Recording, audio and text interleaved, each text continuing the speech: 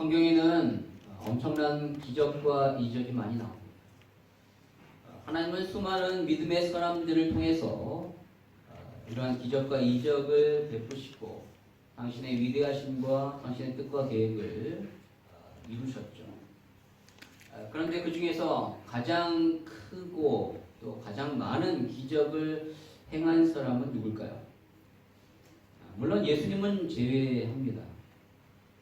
예수님은 누구와도 비교할 수 없는 가장 놀라운 기적과 이적을 일으키신 분이고 또 이 땅 가운데 가장 큰 기적과 이적인 구원을 이루신 분이시기 때문에 그분은 제외하고 다른 사람을 뽑으라면 여러분 누구를 뽑을 수 있겠습니까? 바로 모세입니다. 모세는 일단 애굽에서 10가지 재앙을 내렸죠. 물론 이것은 하나님이 내리신 것입니다. 하나님이 모세를 통하여 한 것이죠. 모세가 한 것이 아니에요. 우리는 절대로 착각하지 말아야 할 것은 사람의 힘으로 그렇게 할 수 없습니다.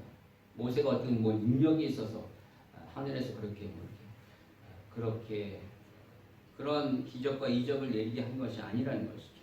하나님이 하셨어요. 하지만 하나님이 모세를 통하여 그렇게 하셨기 때문에 겉으로 드러나는 모습은 결과적으로 모세가 한 것이 되는 거예요. 아무튼 모세는 애굽에서 10가지 재앙을 내립니다. 그리고 또 그 엄청난 홍해를 가리죠. 홍해를 가려서 건너가게 해요.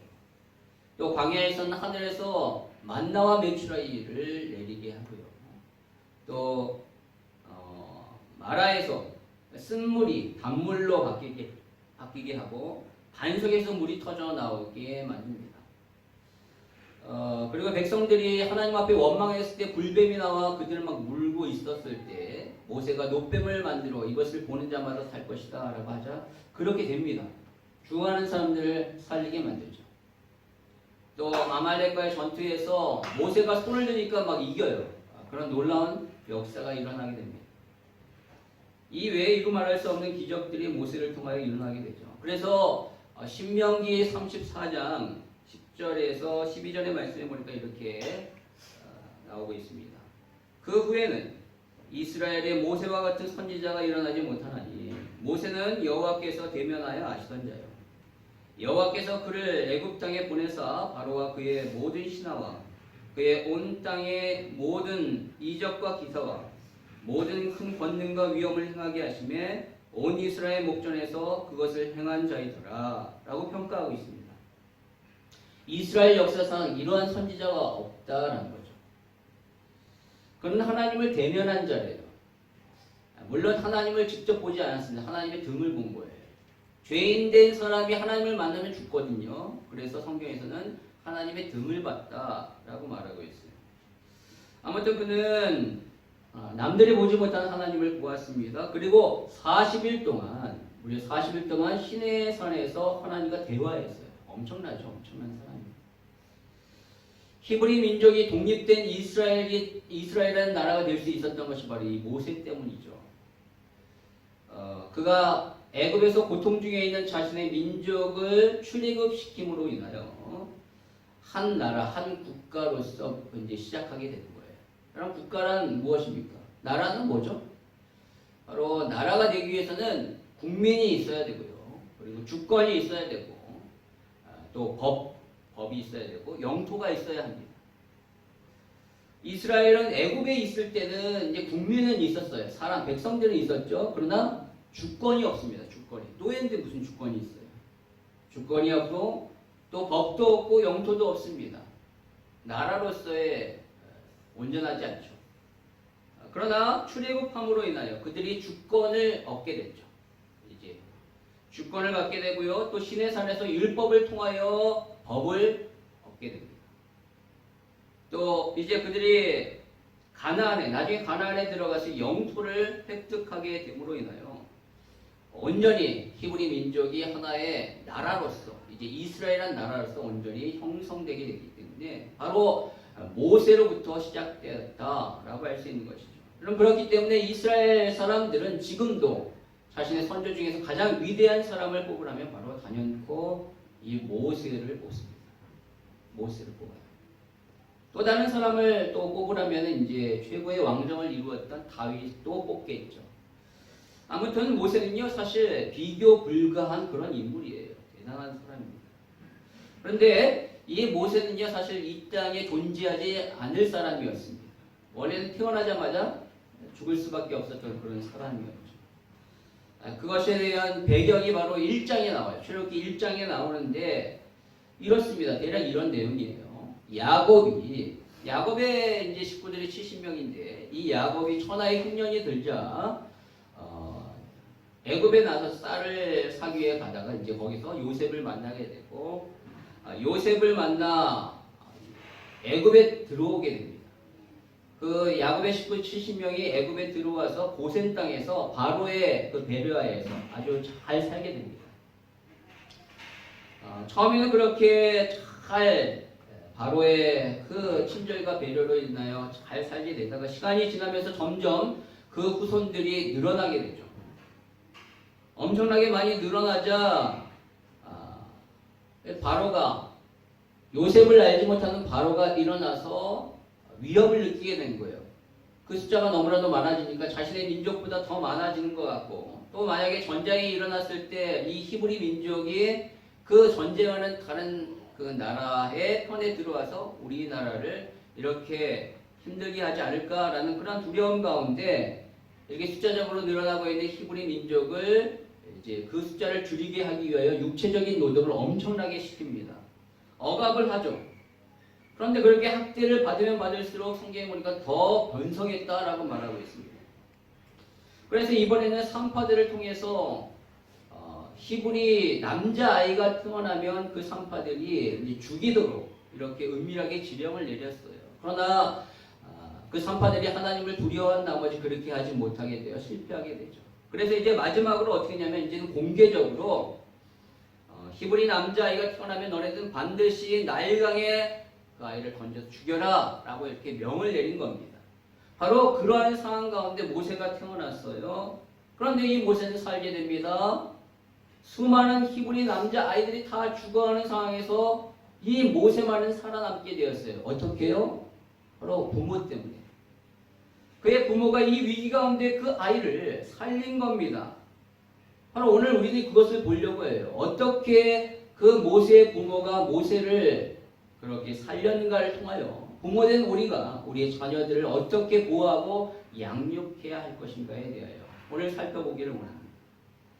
그럼 우선 모세의 부모는 누구인가? 오늘 본문에 보니까 이 부모의 이름은 나오고 있지 않습니다. 그러나 출애굽기 6장 20절에 보면 그의 부모의 이름에 대해서 이렇게 나오고 있죠. 아버지는 아므람이고 어머니는 요게벳이다. 그래서 모세가 태어납니다. 그럼 성경에는 족보 이야기를 할 때 대부분 아버지에 대한 남자의 이름은 있지만 어머니 여자의 이름은 잘 나오지 않아요. 그러나 그럼에도 불구하고 이 요게벳은 나왔다라는 겁니다. 그것은 뭘 의미하냐면 성경이 이 여인에 대하여 굉장히 주목하고 있다라는 거예요. 왜 주목할까?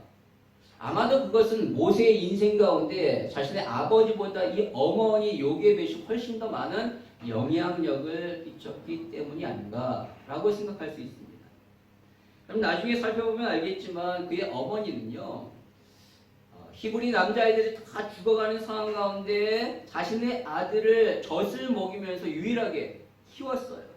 그런데 단순히 젖을 먹이고 끝난 것이 아니라 이 모세에게 자신의 민족적 정체성을 심어줬다는 거예요. 바로 너는 하나님이 택한 이스라엘 백성이다 라는 것을 아주 어렸을 때부터 그 아이에 계속적으로 말함으로 인하여 모세는 그 자신의 민족 정체성을 어렸을 때부터 갖게 돼요. 그래서 나중에 바로의 궁에 있으면서도 그것을 잃어버리지 않는 것을 보게 됩니다. 그다음에 이처럼 모세에게 어머니 요게벳은요 아주 중요한 영향력을 끼쳤던 사람입니다. 오늘 이 모세의 부모인 아므람과 요게벳은 이 모세를 어떻게 양육했을까요? 성경은 한마디로 정의하기를 히브리서 11장 23절에 이렇게 정의하고 있습니다. 같이 한번 읽도록 하겠습니다. 시작. 믿음으로 모세가 그 부모가 모습과 아름다운 아이에게 동안 성경 왕의 능력을 아니하였으며. 아멘. 여기 히브리서 11장은 소위 말하는 믿음장이에요. 믿음의 사람들에 대한 이야기가 쫙 나오고 있습니다. 그래서 그 중에서 이제 모세, 믿음의 사람 모세에 대하여 이야기를 하는데 그 첫 번째 내용이 뭐냐면 모세의 믿음에 대해서 얘기한 것이 아니라 그의 부모의 믿음에 대해서 얘기한 거예요. 그 부모들이 믿음으로 모세를 양육했다라는 겁니다. 단순히 부성애와 모성애로 모세를 양육한 것이 아니라 믿음으로 양육했대요. 믿음으로 모세가 났을 때 그 부모가 그렇다면 그들이 어떠한 믿음으로 모세를 양육했다라는 것일까요? 그 첫 번째는 바로 그들은 믿음으로 모세를 보았다는 거예요. 믿음으로 모세를 본 거예요. 오늘 이전의 말씀을 보니까 그 여자가 임신하여 아들을 낳으니 그가 잘생긴 것을 보고 석 달 동안 그를 숨겼으나 라고 말합니다. 모세를 석 달 동안 숨긴 이유가 뭐래요? 그가 잘생겼기 때문에. 아니 부모가 자기 자식을 보면서 잘생기고 예쁘다라고 생각하지 아니하는 부모가 어디 있겠어요? 고슴도치도 제 새끼는 이쁘다고 하는데 당연히 부모이면 자기 아이는 너무 잘생겨 보이고 이쁠 것입니다. 그러면 이것은요 본능이에요. 본성입니다. 여러분 그렇다면 히브리서 11장 23절 아까 전에 우리가 읽었던 그 내용이 믿음으로 모세가 났을 때 그 부모가 아름다운 아임을 보았다라고 말을 하는데 그렇게 말할 것이 아니라 본능으로 모세가 났을 때 그 부모가 아름다운 아임을 보고라고 얘기한 것이 더 맞지 않겠습니까? 본능이잖아요. 내 아이를 보면서 아름답다라고 생각하는 것은요. 본성이에요. 여러분 자기 아이를 아름답게 보는 것이 무슨 믿음이 필요해요? 본성이죠. 본능이죠. 그래서 부모의 본능으로 모세를 아름답게 봤다라고 해야 하는데 그런데 성경은 그렇지 않고 믿음으로 그 부모가 아름다운 아임을 보았다라고 말합니다. 왜 그럴까요? 여러분 이것은요 아이의 외모를 본 것이 아니라 외모를 말하는 것이 아니라 물론 잘생겼겠죠. 근데 외모를 말하는 것이 아니라 그에게 주어져 있는 하나님의 뜻과 계획을 보니까 그것을 보고 아름답다라고 말합니다. 이 아이의 삶에 통한 하나님이 이 아이의 삶을 통한 가지고 계신 뜻과 계획이 너무나도 아름답게 보여지는 거예요. 뭘 보니까? 뭘 통해서 보니까? 믿음을 통해서 보니까 그게 보이는 거예요. 오늘 2절에 보니까 잘생긴이라고 나와 있어요. 잘생긴이라는 이 단어는 히브리어로 토브라고 하는데 이 토브는요 창세기 1장에서 하나님이 모든 만물을 창조하셨잖아요.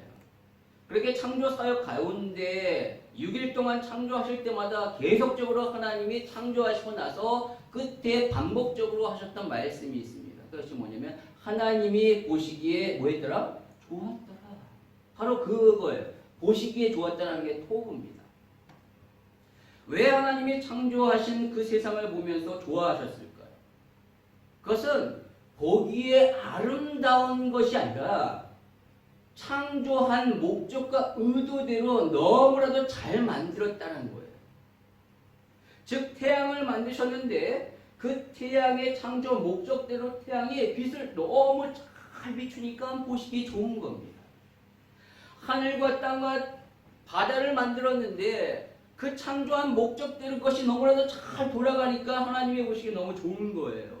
여러분 어떤 것을 만들었을 때 우리가 그것이 겉으로 보고 예쁘고 디자인이 멋있다라고만 해서 그런데 보기엔 너무너무 좋은데 기능을 제대로 발휘하지 못한다면 그것이 보기에 좋은 걸까요?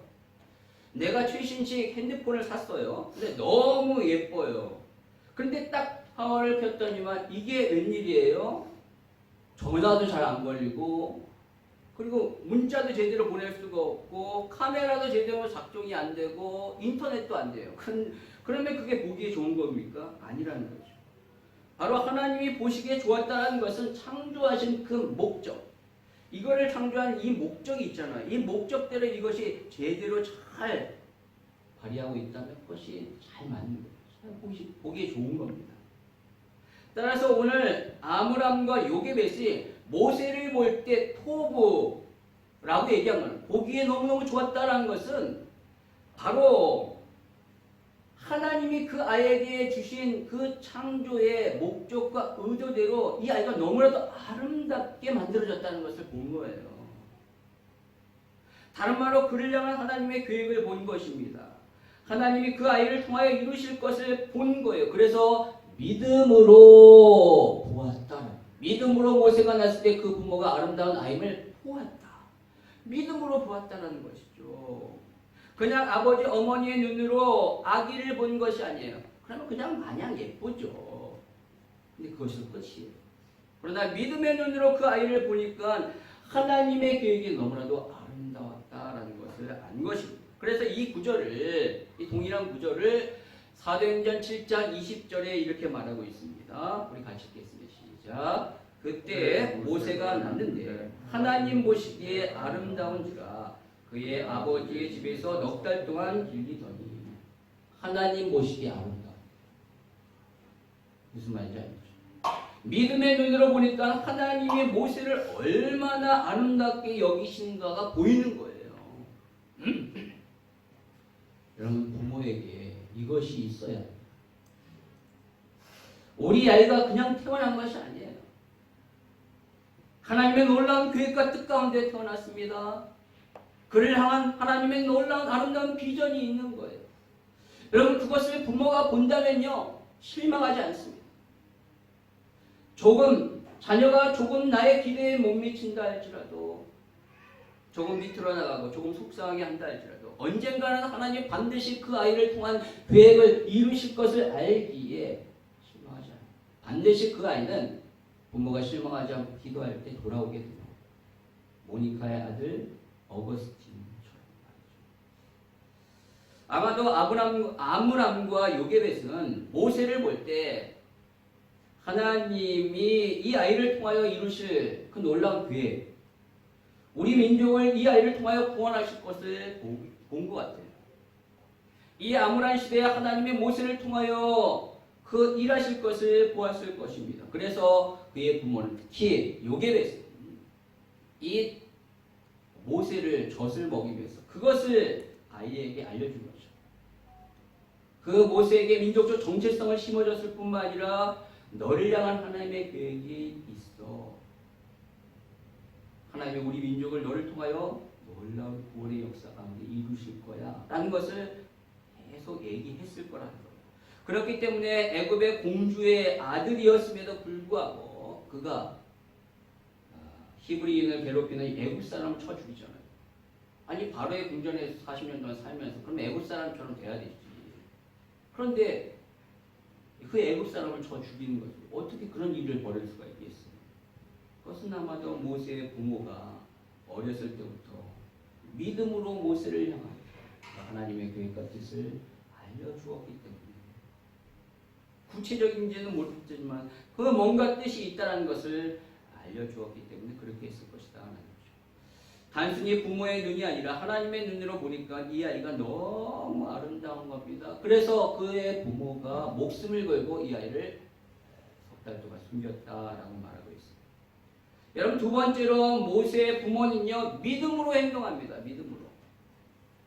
그들은 모세를 믿음의 눈으로 보았어요. 보았을 뿐만 아니라 모세를 위하여 믿음의 행동을 취합니다.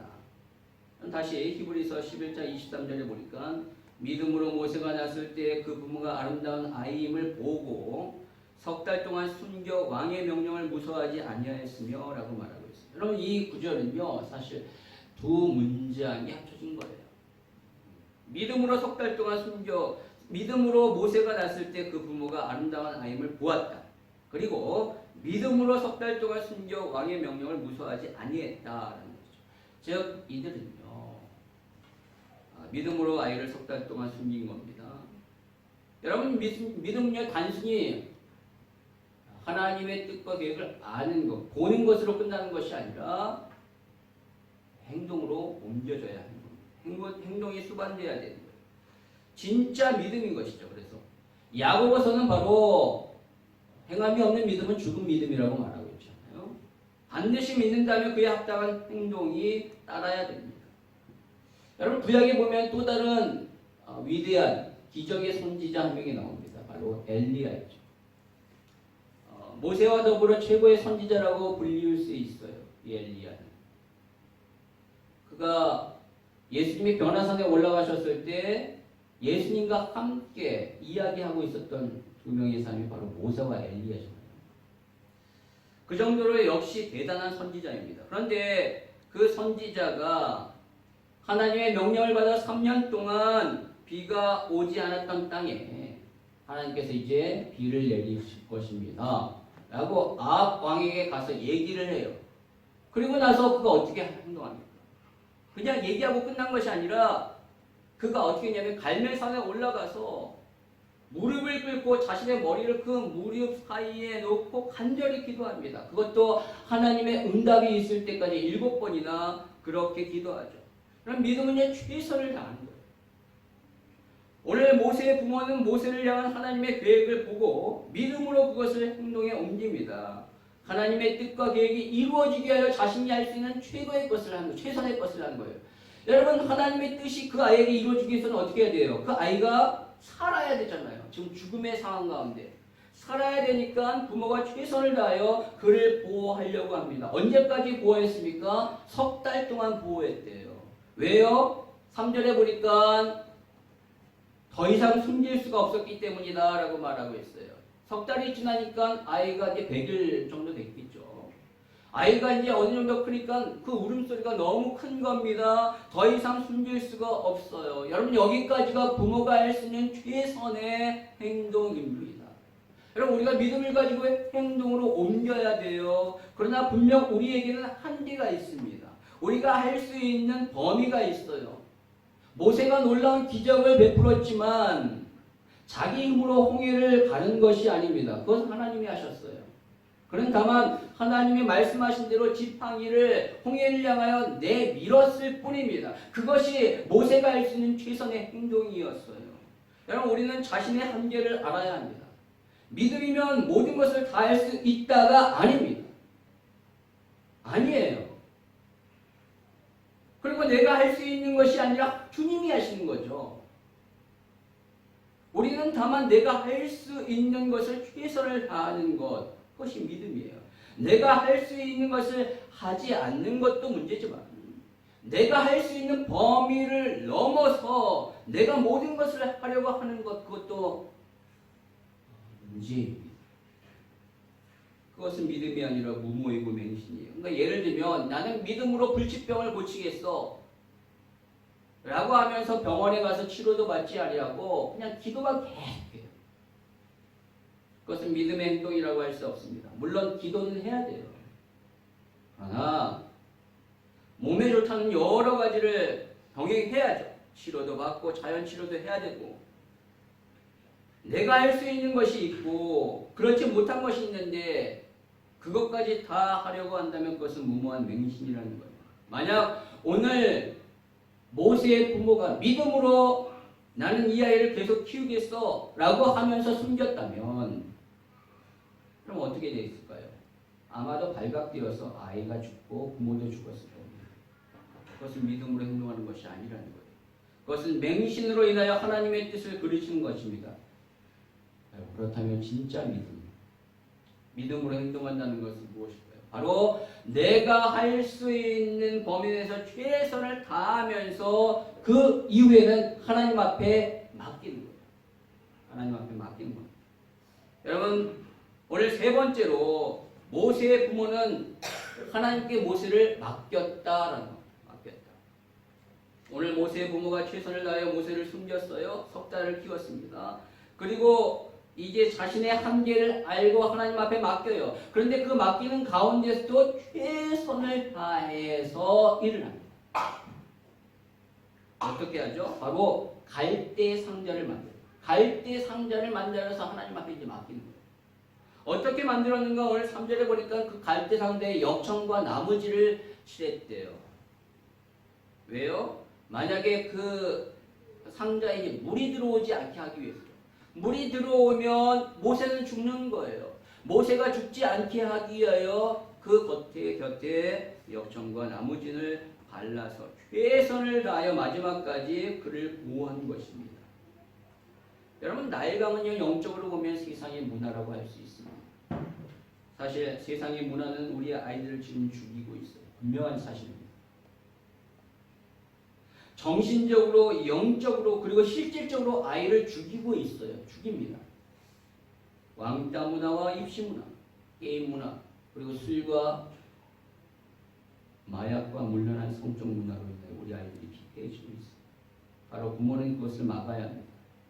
모든 것을 막을 수는 없어요. 하지만 진짜로 우리 자녀들을 해롭게 하는, 망치게 하는 그런 것들은 진짜 막아야 됩니다. 그것을 어떻게 막을 수 있는가? 물리적으로는 안 됩니다. 바로 아이들 스스로, 자녀들 스스로 그것을 분별하고 그것을 거부할 수 있도록 그들의 생각과 마음에 역청과 나무진을 발라야 합니다. 그럼 이것은 바로 말씀과 기도로 무장해야 한다는 것입니다. 요셉이 보디발의 아내가 유혹했을 때 내가 어찌 하나님 앞에 득지하리요? 라고 이렇게 외쳤듯이 우리의 자녀들도 그렇게 할 수 있도록 영적으로 무장시켜야 합니다. 그것을 부모는 심어줘야 해요. 여러분 교회 교육만으로 절대 안 됩니다. 어떻게 주일 하루 영적인 역청을 발랐다라고 해서 다 되겠습니다. 나머지 6일은 학교에서 집에서 다 벗겨집니다. 그러면 세상 문화가 아이들에게 들어와 그 영혼과 정신이 죽어가는 거예요. 그럼 따라서 집에서 여러분의 자녀들에게 최선을 다해 말씀과 기도로 아이들을 무장시켜야 할 줄 믿습니다. 여러분 그러나 중요한 것은 우리가 최선을 다하지만 우리 아이들의 미래를 하나님 앞에 맡기는 거예요. 오늘 본문 3절에 보니까 갈대상자라고 나오잖아요. 여러분 이 갈대상자는 히브리어로 테바라고 합니다. 테바. 이 단어는요 성경에 딱 두 군데 나와요. 오늘 본문과 어디 나오냐면 창세기. 노아의 홍수 때 나옵니다. 뭘까요? 노아의 방주예요. 테바. 같은 단어인데 번역을 하나는 갈대상자, 하나는 방주라고 이렇게 번역했을 겁니다. 이 태반은요 똑같이 배 모양이 아니에요. 여러분 착각하지 말아야 할 것은 노아의 방주는 배가 아닙니다. 배가 아니에요. 배처럼 이렇게 모양이 있는 게 아니에요. 그냥 사각형이에요. 사각형. 네모난 상자입니다. 상자. 이 테바의 특징은요 배가 아니기 때문에 방향키가 없습니다. 배는요 가야 될 목적지가 있기 때문에 방향키가 있잖아요. 그래서 내가 가고 싶은 데로 갈 수 있어요. 그런데 테바는 방향키가 없습니다. 노아 방주를 보십시오. 거기에는 키가 없어요. 키가. 이 노아 방주의 목적은 뭐냐면 어디를 가는 게 목적이 아니라 그냥 물에 뜨는 것이 목적입니다.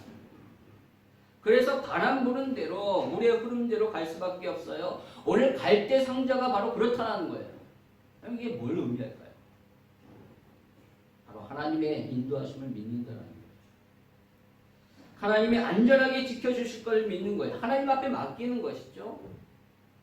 이 아이의 앞으로의 삶을 하나님 앞에 맡긴 것입니다. 여러분 최선을 다하여 아이를 양육하고 보호했지만 그 이유는 하나님 앞에 맡기는 거예요. 그 뒤에 하나님이 하실 일입니다. 전도도 마찬가지죠. 내가 최선을 다하여 복음을 전하지만 그 이후에 이 사람이 예수를 믿건 믿지 않고는 나에게 이제 달린 것이 아니라 하나님이 하실 일입니다. 따라서 우리가 해야 할 것은 최선을 다하여 복음을 전할 뿐이에요. 오늘 모세의 부모는요 최선을 다하여 이 아이를 보호했어요. 석 달이 최선이에요. 그리고 최선을 다하여 하나님 앞에 맡기기 전에 갈대 상자를 만들어 날강에 띄웁니다. 여러분 이것이 믿음이라는 거예요. 여기까지가 그들이 할 수 있는 최선의 믿음이에요. 다시 한번 히브리서 11장 23절이 믿음으로 모세가 낳았을 때 그 부모가 아름다운 아임을 보고 믿음으로 석 달 동안 숨겨 왕의 명령을 무서워하지 아니했다. 믿음으로 한 거예요. 그리고 그들은 하나님 앞에 맡겼습니다. 이제 맡겼을 뿐, 이제 맡기는 거죠. 전적으로 맡기는 거예요. 하나님이 하셔야 돼요. 그랬더니 어떤 일이 벌어졌습니까? 진짜 하나님이 그 아이를 역사하신 거예요. 그 아이를 보호합니다. 그것도 아주 기가 막히게 보호하시죠. 오전에 보니까 바로의 딸과 시녀들이 목욕하러 나일강에 내려왔대요. 그때 공주가 갈대 사이에 있는 이 갈대 상자를 발견한 겁니다. 여러분 우리는 이것을 통하여 하나님이 시간을 주관하신다는 것을 알 수 있어요. 갈대 상자를 여러분 조금 일찍 띄었으면 어떻게 될까요? 공주 못 만납니다. 공주가 목욕하러 늦게 나왔으면 못 만나요.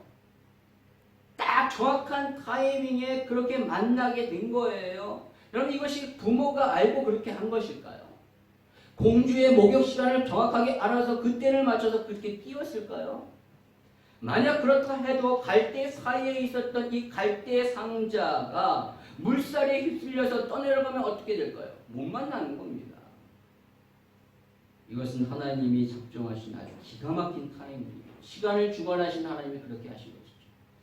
여러분 또 이 나일강이 얼마나 큰지 길지 않습니까?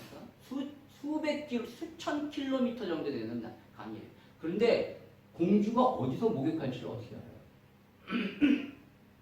24시간 공주를 따라다닐 수도 없는데 정확하게 그가 목욕하러 온 그 자리에 갈대 상자를 띄운 겁니다. 여러분 이게 누구 작품일까요? 하나님이시죠. 공간을 주관하신 하나님이 그렇게 하신 거예요. 그리고 여러분 한번 생각해 보면요, 이거 진짜 웃긴 거예요. 여러분 바로의 공주가 궁전에서 자기의 목욕탕이 없겠어요? 궁전에 그 엄청나게 화려하고 좋은 목욕 시설이 분명히 있지 않겠습니까? 근데 굳이 그 목욕 시설, 목욕탕을 놔두고 이 수준을 나쁜 이곳까지 올 필요가 무엇일까요? 이것도 생각해보면 놀라운 거라는 거예요. 마지막으로 더 놀라운 것은 하나님이 공주의 마음을 주관하셨다는 거예요. 오늘 6절의 말씀에 보니까 열고 그 아이를 보니 아이가 우는지라 그가 그를 불쌍히 여겨 이르되 이는 히브리 사람의 아기로다 라고 말하고 있어요. 여러분 이것이 진짜 놀라운 겁니다. 지금 공주의 아버지 바로가 명을 내렸어요. 히브리 남자아이는 다 모조리 죽여라. 그런데 공주가 이 아이를 보자 히브리 아임을 알고 있는 거예요. 그렇다면 말 잘 듣는 공주라면 아버지의 말씀대로 이 아이를 죽였겠죠. 근데 이 공주는 아버지의 말을 듣지 않아요. 말 잘 듣는 사람이 아니에요.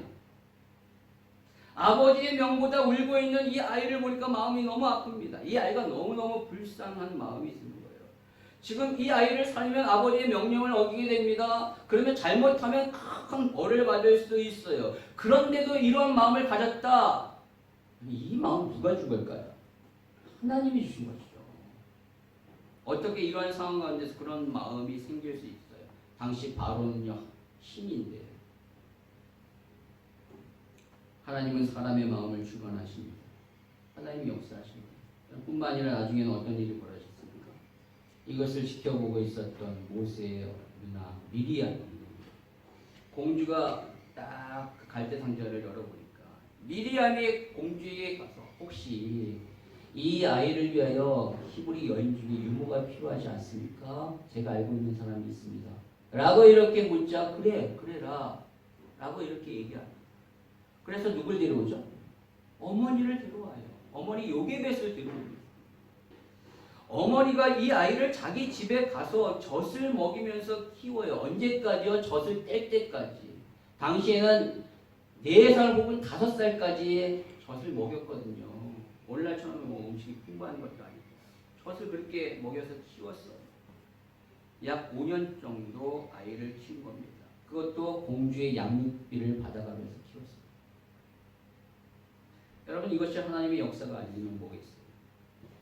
그의 부모가 믿음으로 아이를 보았고 믿음으로 아이를 숨겼으며 믿음으로 아이를 하나님 앞에 맡기니까 하나님이 그들의 믿음을 보시고 이 아이를 보호하신 겁니다. 이 아이를 인도하신 겁니다. 완벽한 인도를 받은 것이죠. 모든 히브리 남자아이가 죽어가는 그때 모세의 부모는 특히 그의 어머니 요게벳은 자기 아들을 자기의 젖을 먹이면서 키웠고 그것도 돈을 받아가면서 키웠으며 안전하게 키웠으며 그에게 하나님 백성의 정체성을 심어주었으며 하나님이 너를 향한 계획과 뜻에 대하여 알려주었다는 겁니다. 여러분 그 모든 것들을 통하여 모세가 나중에 하나님의 놀라운 역사를 이루는데 자신이 자각되는 원동력이 되었던 것입니다. 여러분, 인간의 생각을 뛰어넘는 것이 하나님의 계획입니다. 하나님의 뜻이. 오늘 모세의 부모는요, 믿음으로 그것을 본 것입니다. 구체적으로 앞으로 그의 인생 가운데 무엇이 일어날 것을 보지는 못했겠죠. 그러나 모세를 향한 하나님의 계획을 보고 믿음으로 그것을 행동으로 옮겼습니다. 여러분이 여러분의 자녀들을 그렇게 양육하기를 바랍니다. 지금이 아니라 이 아이의 미래를 보십시오. 하나님의 그 일하심을 기대하면서 그들을 양육하십시오. 최선을 다하여 그들을 양육하되 특히 세상의 문화로 우리 아이들이 죽어가는 것이 아니라 그 문화를 뛰어넘어 그 문화를 정복할 수 있는 그런 삶을 살 수 있도록 가르치십시오. 그리고 전적으로 아이들의 삶을 주님 앞에 맡기셔요. 의심하지 말고 주님 앞에 맡기십시오. 그랬을 때 오늘 모세에게 행하신 하나님의 전적인 보호하심과 인도하심이 여러분의 자녀들에게 임하게 될 줄 믿습니다. 마지막으로 우리가 시편 37편 5절과 6절의 말씀을 읽겠습니다. 시작. 내 길을 여호와께 맡기라. 그를 의지하면 그가 이루시고 내 의를 빛같이 나타내시며 내 공의를 정오의 빛같이 하시리로다. 여러분과 여러분의 자녀들에게 하나님의 이런 은혜가 있으시길 주님 이름으로 축복합니다.